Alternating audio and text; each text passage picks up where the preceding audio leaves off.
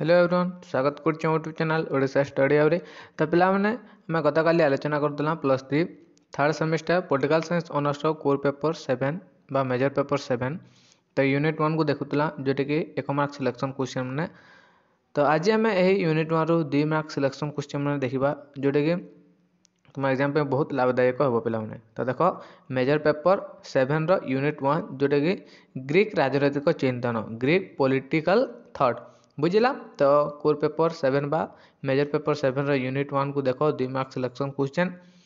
तो डिसेम्बर मसरे तुम संबलपुर यूनिवर्सिटी रो semester third semester exam हो डिसेम्बर लास्ट आड़ बुझला। तो देख आम आलोचना करवा।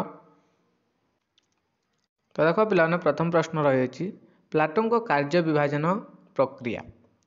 तो प्लाटो तांको दार्शनिक तत्पर समाजर दक्षता और योग्यता हाथ में कार्य विभाजन को प्राधान्य देथिले। एथिरे बौद्धिक गोष्ठी बा रिजन क्लास बौद्धिक गोष्ठी बा रिजन क्लास सामाजिक गोष्ठी एवं लालसा बा उत्पादक गोष्ठी श्रेणी सृष्टिर सम्यक धारणा देथिले। तो प्लाटो तांको दार्शनिक तत्पर समाज दक्षता और योग्यता हार में कार्य विभाजन को प्राधान्य देथिले बुझिला।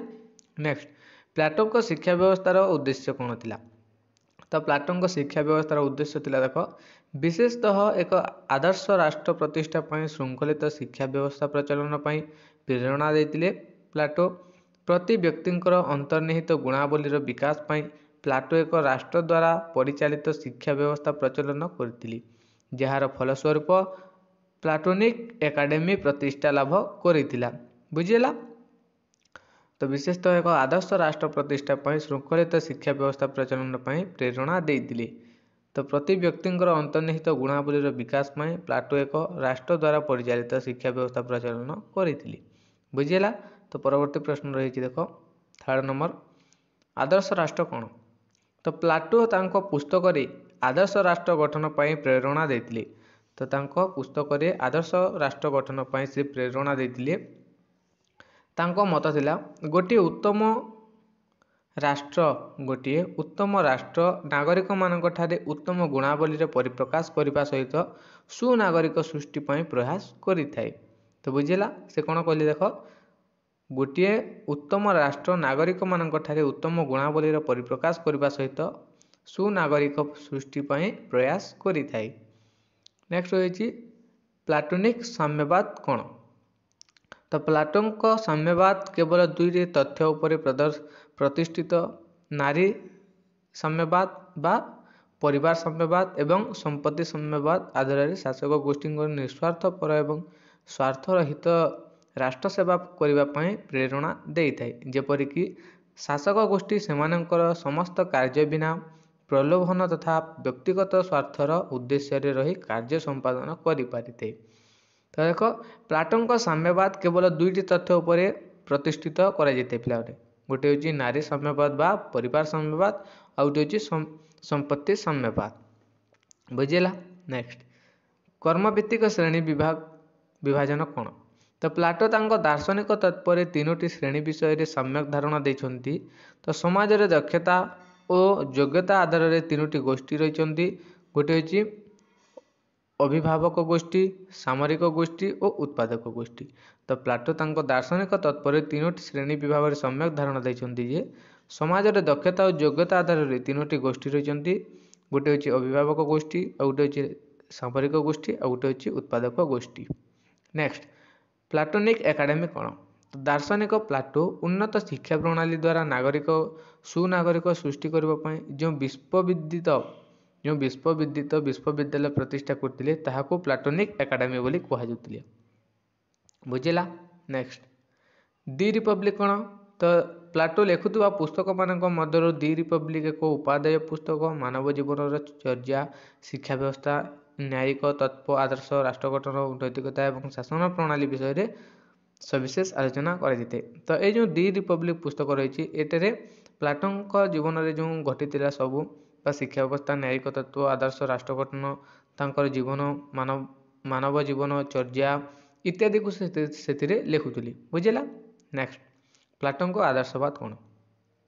तो प्लाटो जड़े आदर्शवादी दार्शनिक थे। प्लाटो जड़े आदर्शवादी दार्शनिक थे। तांको मतरे कौन ବସ୍ତୁର ଚିନ୍ତାଧାରା ହେଉଛି ସ୍ଥାୟୀ ଏବଂ ସର୍ବୋଚ୍ଚ ସୌନ୍ଦର୍ଯ୍ୟପୂର୍ଣ୍ଣ ବସ୍ତୁ ବିନା ମଧ୍ୟ ସୌନ୍ଦର୍ଯ୍ୟତା ଅନୁଭବ କରିହୁଏ। ସର୍ବପ୍ରଥମେ କଳ୍ପନାରୁ ନିଶ୍ଚିତ ତଥା ପରବର୍ତ୍ତୀ ସମୟରେ ବାସ୍ତବରେ ପରିଣତ ହୋଇଥାଏ। ଏହାକୁ ଆଦର୍ଶବାଦ ବୋଲି କୁହାଯାଇଥାଏ। ନେକ୍ସଟ ପ୍ଲାଟୋନିକ ନ୍ୟାୟ କ'ଣ? ତ ଏଇଟା ଦେଖିନେବ।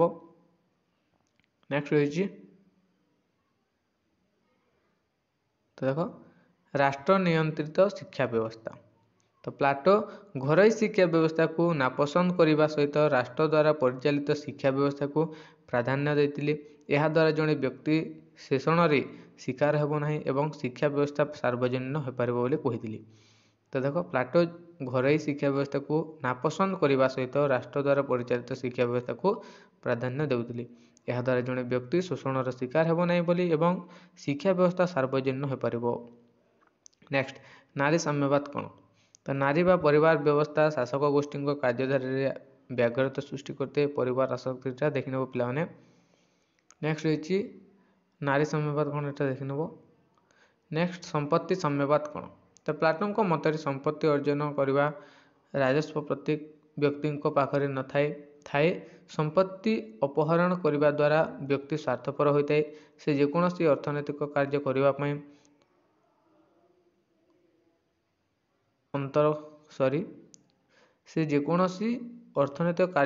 ପାଇଁ ଅଜଗର ହୋଇଥାଏ। ତେଣୁ ଶାସକ ଗୋଷ୍ଠୀଙ୍କ ପାଇଁ ବ୍ୟକ୍ତିଗତ ସମ୍ପତ୍ତି ଉଚ୍ଛେଦ କରିବା ବିଧେୟ ଏହାକୁ ସମ୍ପତ୍ତି ବିଭାଗ କୁହାଯାଏ। ପ୍ଲାଟୋଙ୍କ ପୁସ୍ତକ ଦି ଲ ତ ପ୍ଲାଟୋ ତାଙ୍କ ଉତ୍ତର ଜୀବନରେ ଦ ଲ ପୁସ୍ତକ ରଚନା କରିଥିଲେ। ଏଥିରେ ଜୀବନର